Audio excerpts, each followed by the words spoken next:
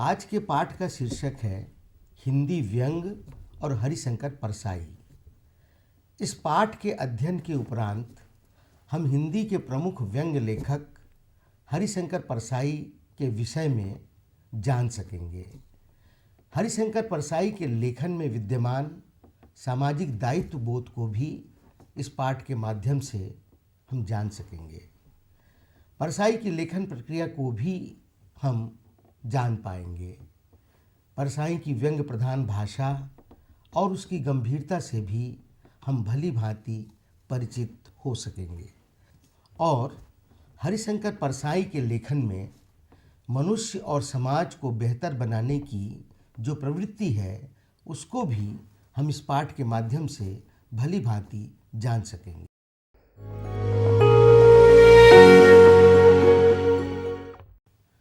हरिशंकर परसाई हिंदी के उन महत्वपूर्ण लेखकों में से एक हैं जिन्होंने आज़ादी के पश्चात अपने गंभीर व्यंग लेखन से न केवल हिंदी साहित्य को समृद्ध किया है वरन उसे एक नई दिशा भी प्रदान की है। मार्क्सवादी विचारधारा के प्रति अटूट आस्था रखने वाले हरिशंकर परसाई जीवन पर्यंत मुक्तिबोध को अपना सच्चा गुरु मानते रहे हैं। अपने असंख्य निबंधों, कहानियों, सवाल जवाबों एवं स्तंभों के माध्यम से हरिशंकर परसाई ने स्वतंत्र भारत की आर्थिक, सामाजिक, राजनैतिक, सांस्कृतिक विसंगतियों को अपने लेखन का माध्यम बनाया है। अपने लेखन के माध्यम से उन्होंने हिंदी के पाठकों को राजनैतिक दृष्टि से सचेत बनाने में भी अपना गंभीर योगदान दिया है। हरिशंकर परसाई हिंदी के पहले लेखक हैं जिन्होंने जीजा साली मार्का हास्य से व्यंग को अलग किया और उसे एक नया तेवर प्रदान किया। हरिशंकर परसाई के हिंदी साहित्य में आगमन से पूर्व व्यंग के नाम पर हास्य व्यंग की परंपरा ही सर्वत्र प्रचलित थी। हास्य व्यंग के नाम पर जीपी श्रीवास्तव, डॉक्टर बरसाने लाल चतुर्वेदी, गोपाल प्रसाद व्यास, बेढप बनारसी जैसे लेखकों का ही अधिक बोलबाला था। इन लेखकों का सर्वाधिक प्रिय विषय जीजा साली और पत्नी मार का हास्य व्यंग था, जिसमें हास्य व्यंग के नाम पर केवल घिसे पिटे हास्य का ही बोलबाला अधिक था। हरिशंकर परसाई ने जीवन और समाज की विडंबना तथा करुणा को अपने लेखन का आधार बनाया एवं हिंदी व्यंग को एक नई दिशा प्रदान की। आज़ादी के पश्चात के भारत की विसंगतियों को जितना अधिक हरिशंकर परसाई ने जाना और समझा है उतना हिंदी के किसी अन्य लेखक ने नहीं। परसाई ने इन्हीं विसंगतियों को अपने लेखन का विषय बनाया। सामाजिक, आर्थिक, सांस्कृतिक और राजनीतिक मसलों पर अपनी रचनाओं के माध्यम से उन्होंने गंभीर सवाल खड़े किए तथा हिंदी के विशाल पाठक वर्ग को अपने देश और समाज के बारे में सोचने के लिए विवश किया। हिंदी गद्य के ठाठ को हरिशंकर परसाई ने अपने लेखन के माध्यम से पुनः प्रतिष्ठित किया। हरिशंकर परसाई का गद्य रुदन और गाल फुलाने वाला गद्य नहीं है, बल्कि एक नए तेवर, एक नए मिजाज और दूर तक मार करने वाली मिसाइल की तरह का गद्य है। इसलिए हरिशंकर परसाई का गद्य हिंदी पाठकों को झकझोर कर रख देने वाला गद्य है। हरिशंकर परसाई समाज के प्रति अपने दायित्व को एक सजग लेखक के दायित्व की भांति समझते थे। इसलिए वे समाज की विसंगतियों पर अपने व्यंग के माध्यम से प्रहार करने से नहीं चूकते थे। इसके लिए उन्हें अनेक बार कीमत भी चुकानी पड़ी। उन्हें सांप्रदायिक संगठनों का कोपभाजन भी बनना पड़ा। हरिशंकर परसाई स्वतंत्र लेखन को ही अपने लिए सर्वोपरि मानते थे, इसलिए जीवन पर्यंत उन्होंने कभी कोई नौकरी स्वीकार नहीं की। उस समय जब दिल्ली हिंदी साहित्य का गढ़ था और तमाम पत्रकार लेखक दिल्ली की ओर प्रस्थान कर रहे थे, हरिशंकर परसाई ने मध्य प्रदेश के जबलपुर में रहते हुए अपने लेखन से दिल्ली के गढ़ को भी चुनौती देने में किसी तरह की संकोच नहीं की। हरिशंकर परसाई ने जबलपुर से वसुधा नामक स्तरीय साहित्यिक पत्रिका का प्रकाशन संपादन भी लंबे समय तक किया है। हिंदी लघु पत्रिकाओं के इतिहास में वसुधा का अपना एक अलग महत्व है। हिंदी व्यंग्य परंपरा के जनक और अग्रज लेखक हरिशंकर परसाई के समग्र अवदान का विवेचन तथा मूल्यांकन ही इस पाठ का प्रमुख उद्देश्य है, जिससे कि हम जान सकेंगे कि हरिशंकर परसाई हिंदी के सुप्रसिद्ध व्यंग्य लेखक हैं तथा उनका हिंदी साहित्य में महत्वपूर्ण योगदान है।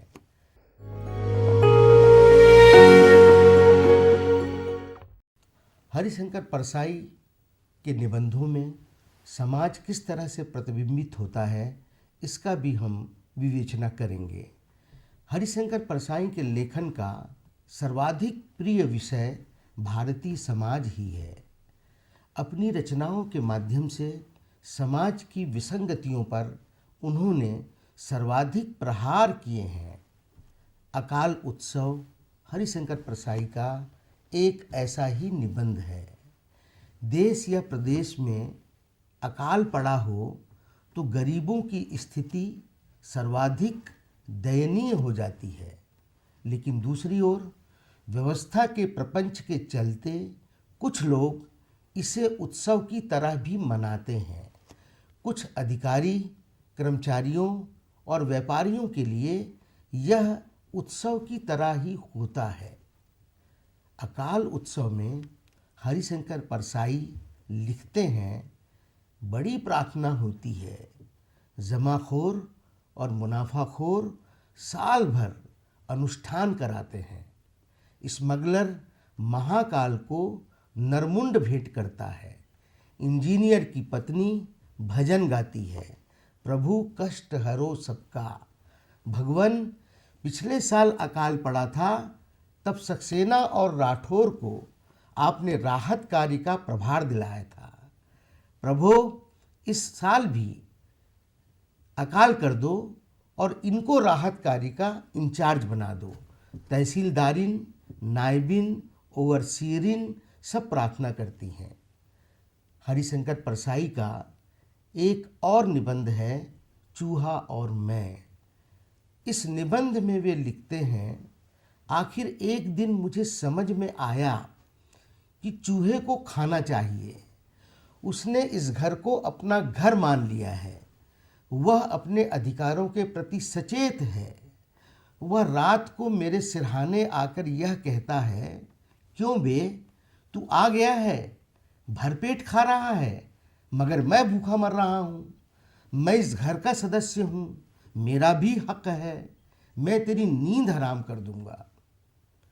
इसी निबंध में हरिशंकर परसाई आगे लिखते हैं, मगर मैं सोचता हूँ, आदमी क्या चूहे से भी बदतर हो गया है?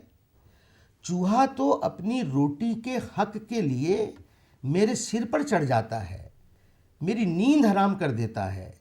इस देश का आदमी कब चूहे की तरह आचरण करेगा? यह है परसाई के गद्य का एक बेमिसाल नमूना। हरिशंकर परसाई अपने क्रोध और बेचैनी को किस प्रकार अपनी पक्षधरता को छिपाए बिना प्रकट करते हैं, यह उसका एक प्रत्यक्ष नमूना है। भारत के करोड़ों दरिद्र जनों के दुखों और पीड़ा को, जिन्हें दुर्भाग्य से आज भी भरपेट भोजन भी नसीब नहीं है, इस विषय को लेकर हिंदी के कितने लेखक और कवि दुखी होते हैं, यह अपने आप में एक विचारणीय प्रश्न है।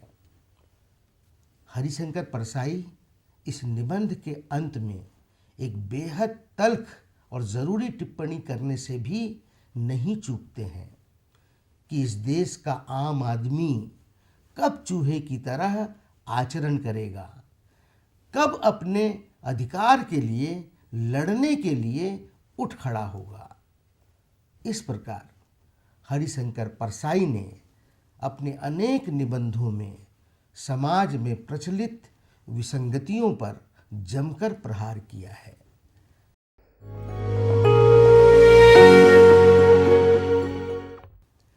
राजनीति की गहरी समझ हरिशंकर परसाई के पास थी।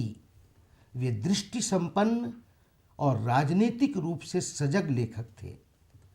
सामान्य जनों की पीड़ा और चिंता उन्हें सदैव विचलित करती थी। वे आम आदमी के पक्षधर लेखक थे। उन्होंने अपनी इस पक्षधरता को कभी छिपाने का प्रयत्न नहीं किया। ठिठुरता हुआ गणतंत्र हरिशंकर परसाई की सुप्रसिद्ध रचना है। इसमें वे भारतीय राजनीति पर प्रहार करते हुए लिखते हैं, गणतंत्र दिवस में हर राज्य की झांकी निकलती है। जो अपने राज्य का सही प्रतिनिधित्व नहीं करती, सत्यमेव जयते हमारा मोटो है, मगर झांकियां झूठ बोलती हैं।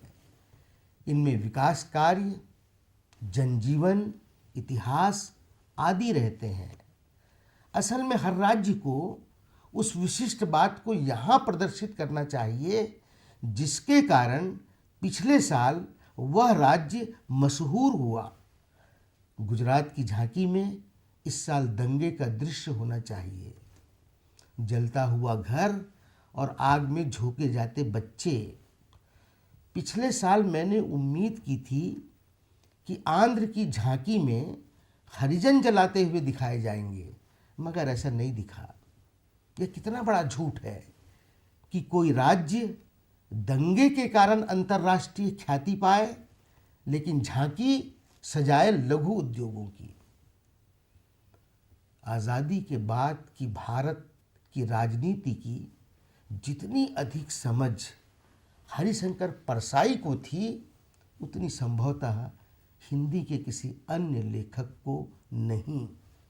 इसलिए उन्होंने अपने निबंधों में भारतीय राजनीतिज्ञों पर जमकर प्रहार किए। राजनीति पर लिखे गए हरिशंकर परसाई के निबंधों में सर्वाधिक महत्वपूर्ण निबंध है भेड़े और भेड़िए। हमारे तथाकथित प्रजातंत्र पर इससे सुंदर कटाक्ष, इतना तीव्र प्रहार हिंदी के किसी अन्य लेखक के गद्य में नहीं मिलेगा। परसाई लिखते हैं, एक बार वन पशुओं को लगा कि वे सभ्यता के उस स्तर पर पहुंच गए हैं जहां उन्हें एक अच्छी शासन व्यवस्था अपनानी चाहिए, और एक मत से तय हो गया कि वन प्रदेश में प्रजातंत्र की स्थापना हो।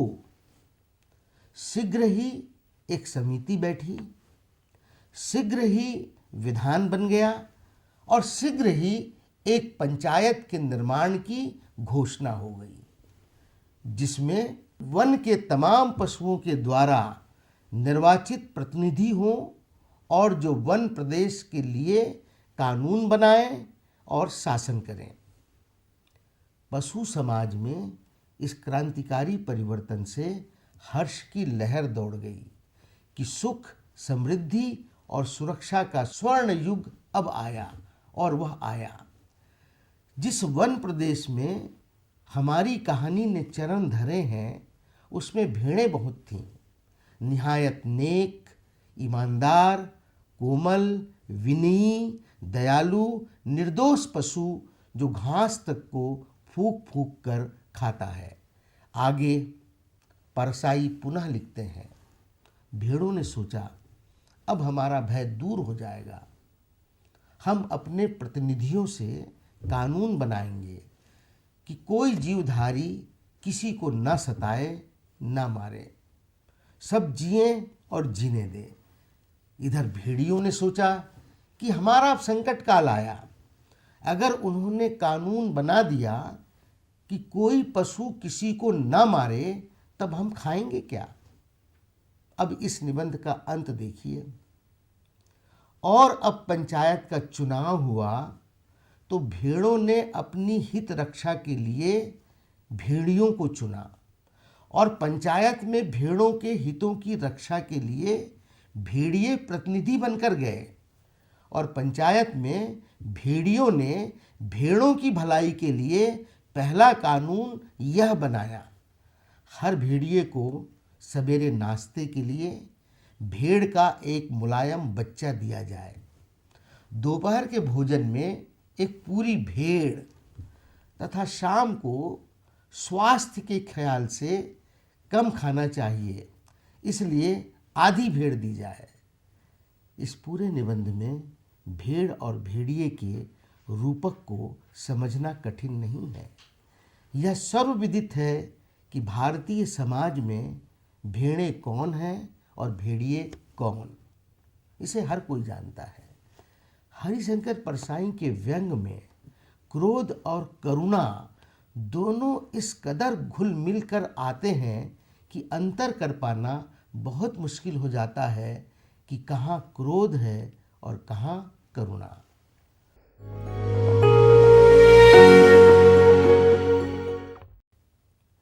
हरिशंकर परसाई ने धर्म के नाम पर फैले हुए पाखंड का जमकर विरोध अपने लेखन के माध्यम से किया है।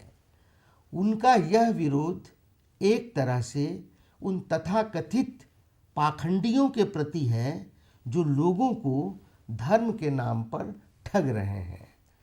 परसाई का प्रसिद्ध निबंध है, भारत को चाहिए जादूगर और साधु।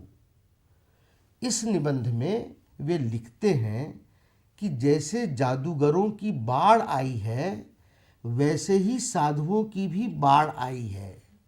इन दोनों में संबंध जरूर है। साधु कहता है शरीर मिथ्या है, आत्मा को जगाओ, उसे विश्वात्मकता से मिलाओ, अपने को भूलो, अपने सच्चे स्वरूप को पहचानो, तुम सत चित आनंद हो। आगे परसाई जी लिखते हैं, हमें इससे क्या मतलब कि तर्क की धारा सूखे मरुस्थल की रेत में न छिपे। रविन्द्रनाथ ठाकुर ने कहा है, वह तो छिप गई। इसलिए जनगण मन अधिनायक, बस हमें जादूगर और पेशेवर साधु चाहिए, तभी तुम्हारा सपना सच होगा। हे परमपिता, उस स्वर्ग में मेरा यह देश जागृत हो। भारतीय जनमानस को किस तरह साधु और जादूगर ठग रहे हैं, इसकी गहरी समझ हरिशंकर परसाई को थी। धर्म के नाम पर लोगों को किस तरह से उल्लू बनाया जा रहा है, यह हरिशंकर परसाई बखूबी जानते थे। किस तरह धर्म समाज में यथा स्थिति बनाए रखने में, समाज को कूप मंडूक बनाए रखने में पूंजीवादी व्यवस्था का सहयोगी होता है, यह बात हरिशंकर परसाई जैसे दृष्टि संपन्न लेखक से बेहतर भला कौन समझ सकता था। टार्च बेचने वाले हरिशंकर परसाई का एक अन्य प्रसिद्ध निबंध है। इस निबंध में परसाई ने धर्म के नाम पर धंधा करने वाले मठाधीशों पर जमकर प्रहार किया है। परसाई इस निबंध में लिखते हैं, एक शाम जब मैं शहर की सड़क पर चला जा रहा था, मैंने देखा कि घास के मैदान में खूब रोशनी है और एक तरफ मंच सजा है, लाउड स्पीकर लगे हैं। मैदान में हजारों नर नारी श्रद्धा से झुके बैठे हैं। मंच पर सुंदर रेशमी वस्त्रों से सजे एक भव्य पुरुष बैठे हैं। वे खूब पुष्ट हैं, सवारी हुई लंबी दाढ़ी है और पीठ पर लहराते लंबे केस हैं। इसके पश्चात परसाई उस संत से पूछते हैं, यार तू तो बिल्कुल बदल गया। उसने गंभीरता से कहा, परिवर्तन जीवन का अनंत क्रम है। मैंने कहा, साले फिलॉसफी मत बघार, यह बता कि तूने इतनी दौलत कैसे कमा ली 5 सालों में। उसने पूछा, तुम इन सालों में क्या करते रहे? मैंने कहा, मैं तो घूम घूम कर टार्च बेचता रहा। सच बता, क्या तू भी टार्च का व्यापारी है? इस निबंध के अंत में उसका मित्र स्वीकार करता है कि वह भी एक तरह से टार्च ही बेचता है, जो बहुत सूक्ष्म है और जिसकी बहुत कीमत उसे मिल जाती है।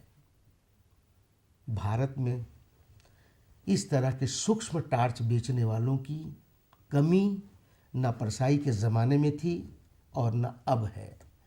अब तो टीवी के अनेक चैनलों पर भी इन टार्च बेचने वालों ने अपना कब्जा जमा रखा है, जो तथाकथित भौतिकता का डर दिखाकर धर्म का टार्च बेचने में लगे हैं, जिनका साम्राज्य करोड़ों और अरबों में फैला हुआ है।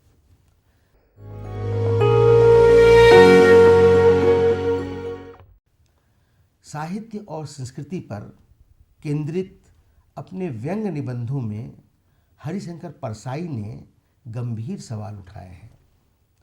क्षणवाद का चक्कर परसाई का एक प्रसिद्ध निबंध है, जिसमें उन्होंने छायावादी कवियों और छायावादी कविताओं की प्रवृत्तियों की जमकर खबर ली है।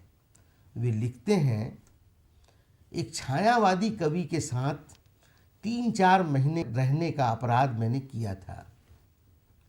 जब घटा उमड़ती तो वे वहीं ढेर होकर बैठ जाते और आत्मविभोर होकर पूछते, भाई क्या तुम मुझे बता सकते हो कि बादलों में से वह कौन आभामय झांकता है? मैं कहता, कोई नहीं है, बिजली चमक रही है। वे कहते, नहीं, बिजली में कौन हंसता है, तारों में कौन झिलमिलाता है? मैं उत्तर नहीं दे पाता।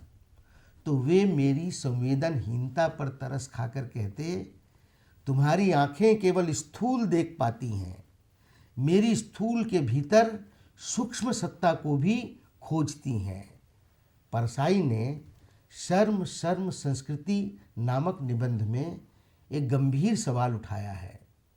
वे लिखते हैं, रविन्द्रनाथ ठाकुर ने कहा कि भारत महामानव सागर है, जिसके तीर पर अनेक जातियां बसी हैं, मगर संघ कहता है भारत एक कुआं है जिसमें मेढक और सांप रहते हैं। रविन्द्रनाथ ठाकुर की बात गलत है, यह संघ वार्ता सही है। हरिशंकर परसाई उस साहित्य को समाज के लिए बेहतर नहीं मानते थे जो केवल कल्पना लोक में ही विचरण करता हो, जिसमें मनुष्य और समाज की कोई चिंता ना हो। इसलिए वे छायावादी प्रवृत्ति पर व्यंग करते हैं। हरिशंकर परसाई का एक और अन्य निबंध है, कथा की आधुनिकता। इस निबंध में परसाई आधुनिक कथा लिखने वाले तथाकथित लेखकों की जमकर खबर लेते हैं, जो न स्वयं आधुनिक हैं और न ही उनकी कथा ही आधुनिक है। परसाई लिखते हैं, तुम्हारे इन आधुनिक लेखकों ने शरत चंद्र की सावित्री को भोजनालय की नौकरी से इस्तीफा दिलवाकर उसे किसी दफ्तर में स्टेनो या हवाई जहाज में परिचारिका बना दिया है। वे समझते हैं यह आधुनिक स्त्री हो गई। इससे ज़्यादा होशियार बांग्ला का नया लेखक शंकर है। उसने सावित्री को उसी जगह स्थिर कर दी है।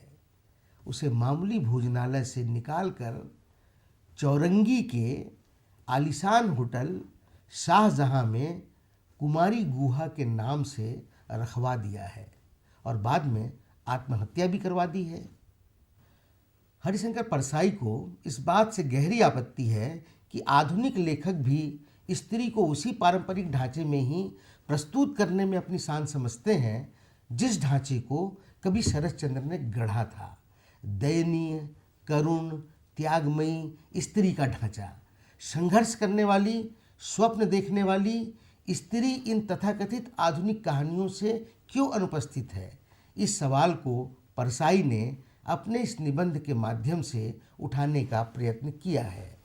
बाद में उन्होंने स्वयं इसका उत्तर देने के लिए संभवतः तट की खोज जैसे अद्भुत लघु उपन्यास की रचना भी की है, जो आधुनिक स्त्री की बनी बनाई छवि को तोड़ता है और एक संघर्षरत स्त्री के संघर्ष और जिजीविषा को प्रकट करता है।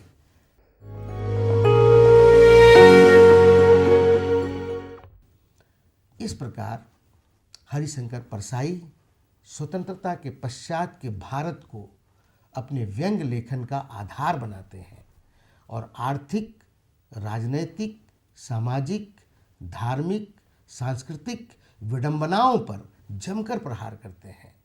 हरिशंकर परसाई का लेखन भारतीय चित्त को झकझोर देने वाला अपनी तरह का एक अलग लेखन है।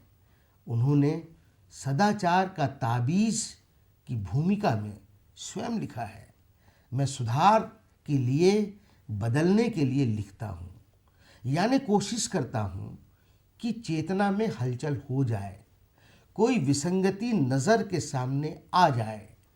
इसलिए हरिशंकर परसाई ने अपने लेखन में कभी भी यथास्थितिवाद का समर्थन नहीं किया। वे समाज को बदलने के पक्षधर लेखक थे। तिरछी रेखाएं की भूमिका में भी हरिशंकर परसाई ने एक जगह लिखा है, सच्चा व्यंग्य जीवन की समीक्षा है। कभी मैथ्यू आर्नाल्ड ने भी कविता के महत्व को प्रतिपादित करते हुए कहा था, सच्ची कविता जीवन की आलोचना है। हरिशंकर परसाई के लिए व्यंग्य लेखन एक गंभीर सृजन कर्म था। अपने समय और समाज में धंसकर, एकाकार होकर उन्होंने जो कुछ भी लिखा है, उससे हमें अपने समय और समाज को देखने और समझने में मदद मिलती है। उनका संपूर्ण लेखन हिंदी साहित्य की अमूल्य निधि है। आज़ादी के पश्चात के भारत को समझने के लिए हरिशंकर परसाई के संपूर्ण लेखन से बढ़कर और कोई दूसरा माध्यम नहीं हो सकता है।